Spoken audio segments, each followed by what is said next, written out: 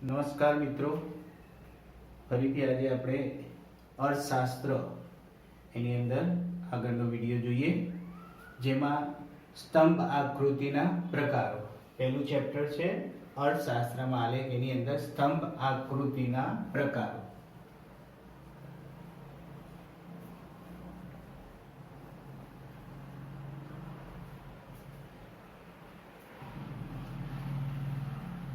સ્તંભ આકૃતિની અંદર ત્રણ પ્રકાર આવે: સાદી સ્તંભ આકૃતિ,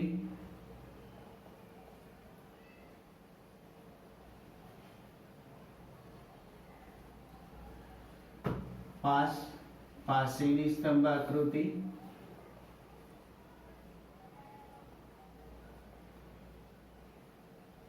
અને વિભાજિત સ્તંભ આકૃતિ.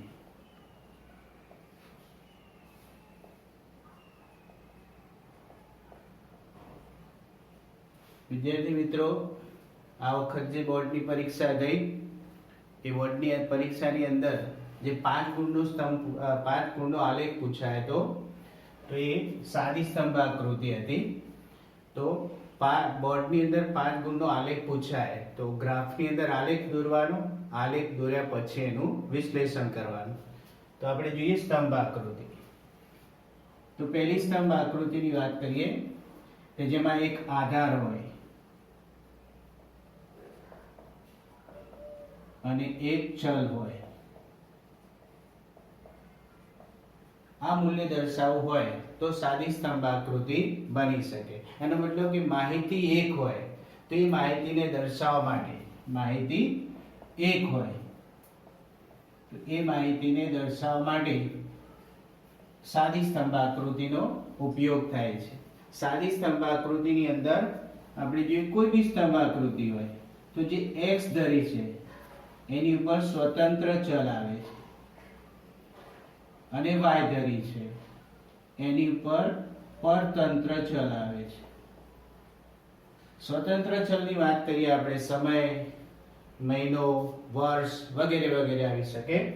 અને y ધરી જેને પરતંત્ર કહેવાય, જેની અંદર આપણે ટકાવારી માહિતી કોઈ બી આપી શકીએ છીએ. તો આપણે એના ઉદાહરણની અંદર વાત કરીએ આપણે તો ભારતની અંદર ઔદ્યોગિક ઉત્પાદન વૃદ્ધિ દરની વાત કરીએ તો ઔદ્યોગિક ઉત્પાદન, ઉદાહરણ તરીકે આપણે જોઈએ ભારતમાં ઔદ્યોગિક ઉત્પાદન વૃદ્ધિ દર.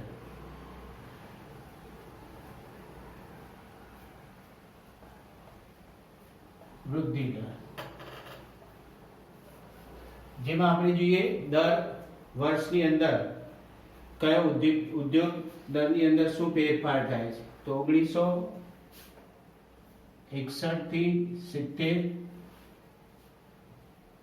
જેમાં 7.3 વૃદ્ધિ દર હતો ટકાવારી. ત્યારબાદ જોઈએ 1971 થી 80, 1980 થી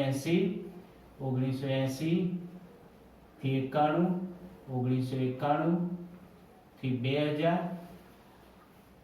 તો આ રીતે તમે જોયું કે ઔદ્યોગિક દરની અંદર ફેરફાર થતો જાય છે. 3.7%,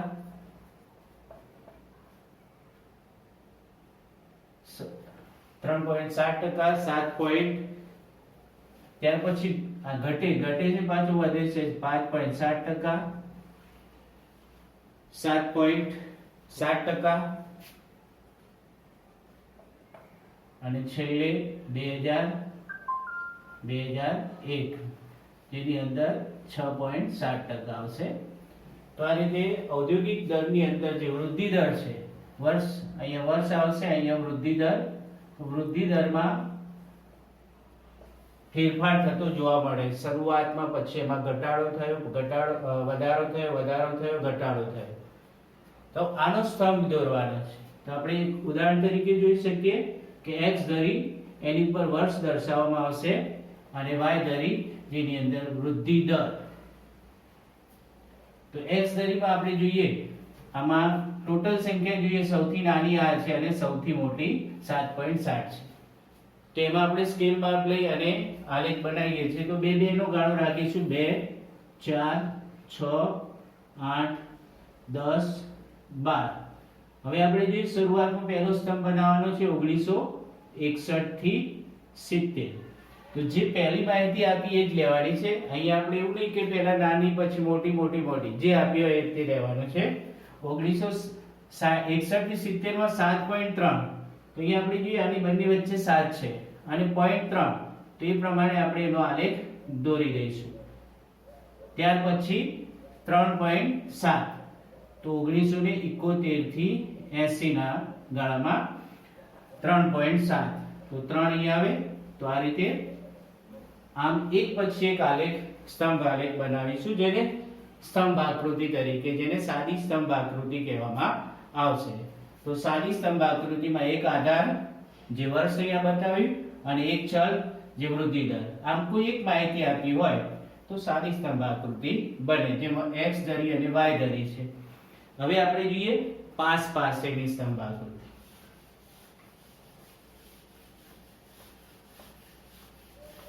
પાસ પાસેની સ્તંભ આકૃતિની અંદર આપણે જોયું, જેમાં આની અંદર એ જ રીતે આધાર એક જ હોય, એક આધાર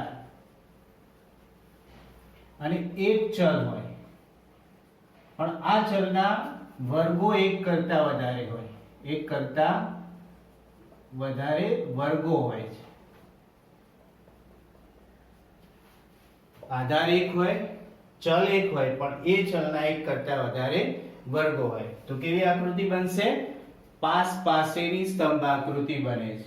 હવે પાસ પાસેની સ્તંભ આકૃતિની અંદર જોઈએ આપણે, દાખલા તરીકે, ઉદાહરણ તરીકે જોઈએ તો સમયગાળો.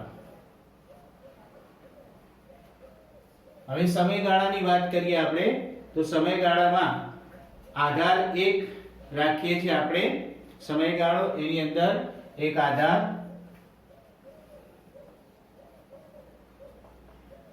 ચલની વાત કરીએ તો ચલમાં ગરીબી. હવે વર્ગોની વાત કરીએ તો વર્ગો બે છે, એક ગ્રામીણ ગરીબી અને બીજી શહેરી ગરીબી. તો અહીંયા તમે જો કે આધારમાં એક જ છે સમયગાળો, ચલ એક છે, ચલ એક છે જે ગરીબી, અને વર્ગો બે છે, ગ્રામીણ ગરીબી અને શહેરી ગરીબી. તો આ રીતે એક આધાર હોય, ચલ એક હોય, પણ એના એક કરતા વધારે મૂલ્યો દર્શાવવામાં આવે ત્યારે પાસ પાસેની સ્તંભ આકૃતિ બને છે. જેની અંદર આપણે જોઈ શકીએ છીએ કે x ધરી અને y ધરી બધામાં આવશે તમારે સેમ ટુ સેમ. હવે આપણે દર મહિને કોઈ ઉદ્યોગપતિ છે કે વેપારી છે, દર 2 મહિને વેચાણ કરે છે કોઈ બી ચોકલેટની કે કોઈ બી વસ્તુનું. તો આપણે જોઈએ કે જાન્યુઆરી થી ફેબ્રુઆરી આ 2 મહિનાની અંદર એનું જે વેચાણ છે, અહીંયા આપણે જોઈએ 10, 20, 30, 40, 50, 60 એવા એકમો આપી દઈએ કે આટલા એકમોનું વેચાણ થયું એવું આપણે લખીએ. આ એકમો છે. હવે જાન્યુઆરી ફેબ્રુઆરીની અંદર એને 30 બોક્સનું વેચાણ થયું ચોકલેટનું, તો 30 બોક્સ, તો એ આપણે આ 30 બોક્સ એને બનાવી દીધું.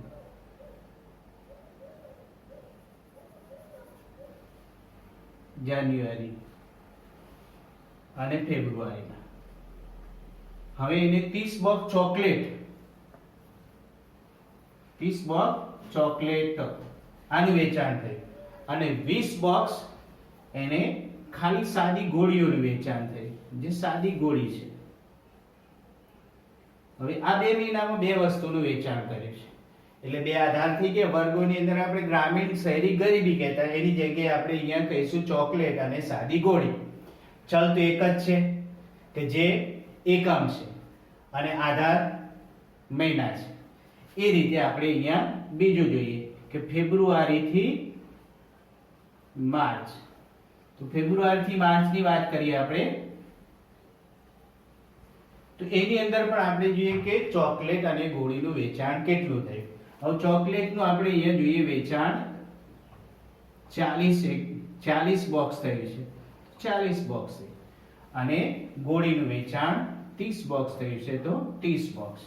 આ રીતે 2 સ્તંભ અથવા 3 સ્તંભ અથવા જે રીતે ચલ આવતા હોય, વર્ગો એનું મૂલ્ય આવતું હોય એ પ્રમાણે આપણે એના સ્તંભ બનાવી દઈશું.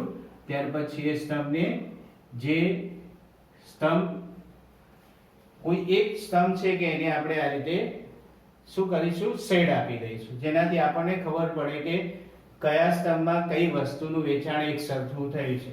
પછી આપણે બોક્સ બનાવીને લખી શકીએ કે અહીંયા ચોકલેટ અને અહીંયા સાદી છે એ ગોળી છે, એનું વેચાણ થયેલું છે. તો આ રીતે જે સ્તંભ બનાવવામાં આવે એને પાસ પાસેની સ્તંભ આકૃતિ કહેવામાં આવે છે. તો ખ્યાલ આવી ગયો? એક આધાર હોય, એક ચલ હોય, એક કરતા વધારે વર્ગો અથવા મૂલ્યો દર્શાવવું હોય તો પાસ પાસેની સ્તંભ આકૃતિ. સમયગાળો, એક આધાર અને ચલ. ચલ ગરીબી છે અને એના વર્ગો મૂલ્યો જે કહીશું ગ્રામીણ, ગરીબી, શહેરી. અહીંયા આપણે ચોકલેટ અને ગોળી આને કહેવાય પાસ પાસેની સ્તંભ આકૃતિ. ચલો હવે આપણે જોઈએ વિભાજિત સ્તંભ આકૃતિ. આકૃતિની અંદર જ્યારે દરેક સ્તંભના મૂલ્યને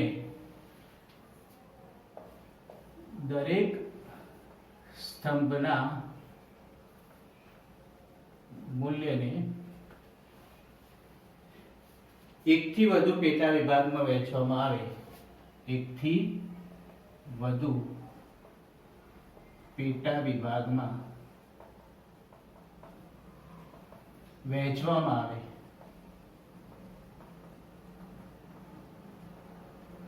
ત્યારે વિભાજિત સ્તંભ આકૃતિ બને છે. દરેક સ્તંભના મૂલ્યને એકથી વધારે પેટા, સ્તંભ એક જ છે પણ એને જુદા જુદા ભાગની અંદર આપણે વિભાજિત કરીએ ત્યારે વિભાજિત સ્તંભ આકૃતિ. અથવા તુલનાત્મક જ્યારે અભ્યાસ કરવો હોય, તુલનાત્મક અભ્યાસ કરવા માટે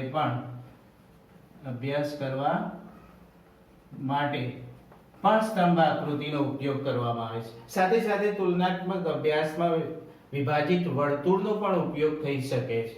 આપણે આનું ઉદાહરણ એક જોઈએ. આપણે કે ઉદાહરણની અંદર જોઈએ આપણે કે એમાં સાદી રીતે આપણે દરેક સ્તંભની અંદર વર્ષ અને સમયગાળો, મહિનો જે આપણે x ધરી પર મૂકીએ છીએ અને y ધરી પર કોઈ બી એકમ છે. તો અહીંયા ફ્રીજનું વેચાણ છે, આપણે જોઈએ ફ્રીજનું વેચાણ વર્ષ દરમિયાન જે વેચાણ થયેલું છે એની વાત કરીએ તો ગ્રામીણ અને શહેરી ક્ષેત્રની અંદર કેટલું વેચાણ થયું છે. ક્ષેત્ર, ગ્રામીણ ક્ષેત્ર, ગ્રામીણ અને શહેરી. ગ્રામીણ શહેરી ક્ષેત્રની અંદર વેચાણની વાત કરીએ જાન્યુઆરી ફેબ્રુઆરીની અંદર, જાન્યુઆરી ફેબ્રુઆરી તેમાં 500 ગ્રામીણમાં અને 800 શહેરમાં. અહીંયા કુલ આવશે એ રીતે માર્ચ એપ્રિલ, માર્ચ એપ્રિલની અંદર આપણે જોઈએ કે અહીંયા 300, અહીંયા 900, 1300, 1200. આ રીતે આપણે જે કોષ્ટક છે બનાવવાનું છે, આપેલું હોય પરીક્ષામાં, આપણે જાતે પ્રશ્ન પૂછાય તો જાતે લખવાનું છે. એટલે આપણા માટે એટલા માટે સરળ પડે કે અહીંયા જે મૂલ્ય આપેલું છે એ ચોક્કસ નથી, આપણે જાતે લેવાનું છે. હવે આનો આલેખ આપણે દોરીએ, સ્તંભ આલેખ. વર્ષ x ધરી